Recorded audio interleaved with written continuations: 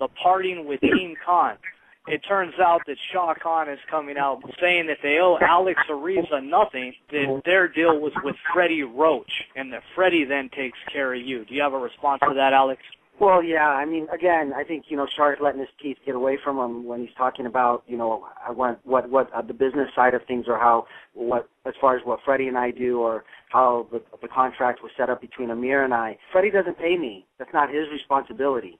I'm an independent contractor, and my agreement with Amir was the same that I have with Manny, that I have with Amir, with Vanis, with Chavez Jr. See, for me, I go to the guy who's making the money. It's Amir. It's Amir's money. It's up to Amir to decide if he wants me as his coach or not.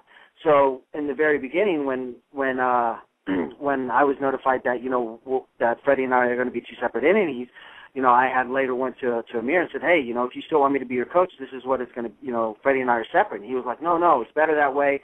I'll have more control.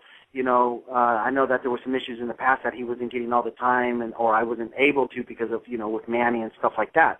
So he says that he thought it would be a better idea. He wanted to have the same kind of agreement that I had with Chavez Jr. at the time. So that's what we did. Amir was for it. They obviously, his uncle sent their attorneys the paperwork. The attorneys then spoke to Freddie's attorney. So it was all out in the open. I mean, this isn't something that just came to about. They have a propensity to really procrastinate and put things off and off and off. Finally it was the week of the fight. I still didn't have a signed contract, and I had to get Amir to sign it that week. Then again, like I said, they broke into my hotel room. They stole, again, not only my contract, Manny's contract, Chavez's junior contract, who knows what else. But right after the fight, Monday morning, Freddie told me that Shar had called him and said that I made Amir sign a contract 2 hours before getting into the ring, which we both know. I mean, the guy just, I don't know, maybe he has a problem with lying, or that's just how, maybe that just comes from what his past living was. But, Freddie knows that I would never do that I've always done things professionally, and he says, he didn't buy it, but whatever. Then Shar had admitted to, called Nick and said, he made Amir sign a contract, and, Nick told him then at that time, I don't represent Alex, and I'm not his lawyer. You just admitted to me that you stole the contract out of his hotel room. Only they know why they stole the contracts, or what they were, or what their intentions are. There's two things that my mother always said you can't shake. You can't shake being a liar, and you can't shake being a thief. That's what they are. They've, since I've known them, unfortunately, they've been very inconsistent with the numbers, and have always tried to get out of paying reimbursements and things like that. So, I mean, that's just their character. I don't know if maybe that's the way they were raised or something, or I don't know. But that's the pattern that they've shown over the last six or seven fights that I've been with them. So it didn't come to a surprise for me, or really, it's not really even a surprise to Freddie. That's just how they are.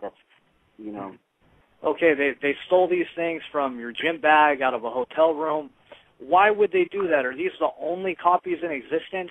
The copies that they took that were Chavez and Manny's, those were copies. What they took from Amir was the original, was what Amir had signed. I do have a copy of the contract, though. So, like I said, it's a good thing. If it gets to court, then we'll see who's lying. I mean, clearly, if somebody was telling me that I broke into a hotel room, I did this or I did that, then I would just simply sue him for slander, or I would have a letter sent immediately telling you to shut up, or these are going to be. But none of those things have happened, because they know what they've told Freddie. They know what they've told Shar. Amir knows, what he signed. He's a big boy. He's, so they're, how it's going to alter, why they're putting this all on Freddie, I don't know. I think that's, again, these guys don't think long term. They're only thinking, short term. They don't think of, the damage that they're doing to the fighter. They just think of themselves.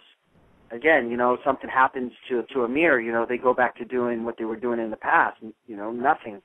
I go to work regardless, with Amir or without Amir. You seem to be pretty sympathetic to the case of Amir Khan, and to not be against him. You're pointing the finger at Shaw and perhaps some others. Who's included in they?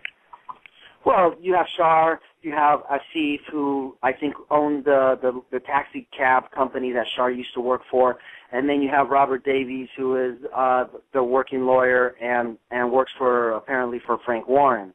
Those are the guys that try to control Amir, which none of them, have any experience in boxing.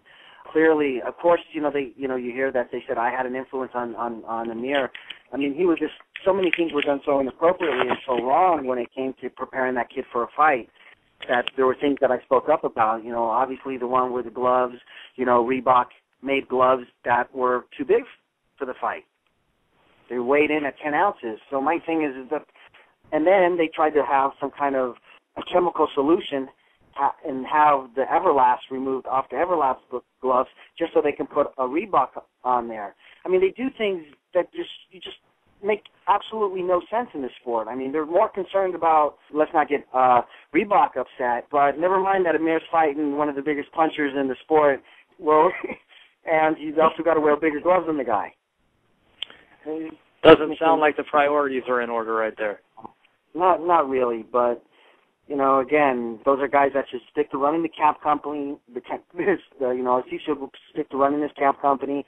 Shar should stick to, hustling fares and finding the long way to the airport and leave the boxing to the boxing guys, this is a sport. It's dangerous, You want the best people. Even though you don't get along with everybody, the fact of the matter is you don't want to separate a team that's been functioning the way that we've been functioning, that Freddie and I have been functioning. Alex, clearly, if things occurred the way that you're describing them to us, you were a victim of theft, you were a victim of not being paid for work. But tell us, is Amir Khan also a victim? I think he is because, I go to the fighter, and he ultimately determines, he's the guy who's making the money. I always say this, I work for the fighter. I don't work for Asif, and I definitely don't work for Shar. So I couldn't begin to care less about any of those guys. I work for the fighter. So if this is Amir's decision, I absolutely don't have any problem with it. Not every, match is going to be one made in heaven. But I don't. I think you ultimately hurt the fighter. I think everybody knows what I bring to the table.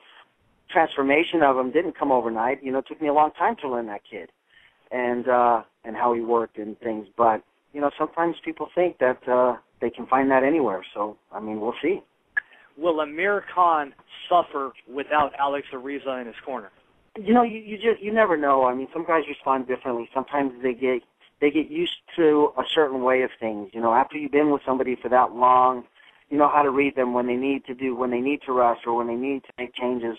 That comes over obviously over time and years. So, but Amir's a young kid and he's a tough kid. He's a game kid. So, I think he's going to be okay. I think hopefully they get a guy that's apt and has a good background, and I think he should be okay. You just never know the mental thing that I think fighters are very, they get very accustomed to a certain things and they like things done a certain way or they get used to it, and if they're not done, maybe they go in with maybe a little bit less confidence but maybe he'll develop a good, strong relationship with somebody else. He has to find somebody that he trusts, that he believes in, and, give 100% into the program, because in that way you go into the fight feeling confident and that you did everything that you needed to do, and you could just let it all hang out. Alex, is this going to upset the balance of things over a wild card? Amir bringing in somebody else possibly in the future, having another strength and conditioning coach around? No, I don't think so. I have the people that I work with, and, there's other strength and conditioning coaches out there, I think, again, this was going to be inevitable as far as at some point, with all these guys coming in, I'd have to either release them to somebody else or move on because there's just not enough time to give all these guys that real special attention that some of these guys need.